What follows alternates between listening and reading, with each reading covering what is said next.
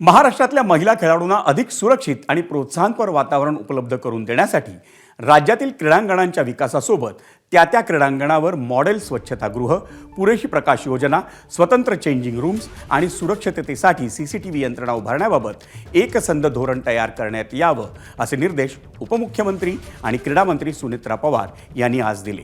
मुंबईतल्या आझाद आणि क्रॉस मैदानावर महिला खेळाडूंसाठी स्वच्छतागृहांचा असलेल्या अभावाकडे आमदार मिलिंद नार्वेकर यांनी राज्य विधिमंडळाच्या अर्थसंकल्पीय अधिवेशनात लक्ष वेधलं होतं।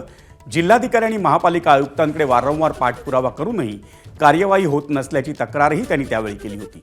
या प्रकरणात विशेष चौकशी पथकाची स्थापना होऊनही आदेशाची असलेली प्रतीक्षा आणि आमदार खासदारांच्या संयुक्त बैठकीतून मार्ग काढण्याची असलेली गरज त्यांनी त्यावेळी बोलून दाखवली होती। आणि त्यानंतर उपमुख्यमंत्री सुनेत्रा पवार यांच्या अध्यक्षतेखाली आज एका बैठकीचं आयोजन करण्यात आलं होतं।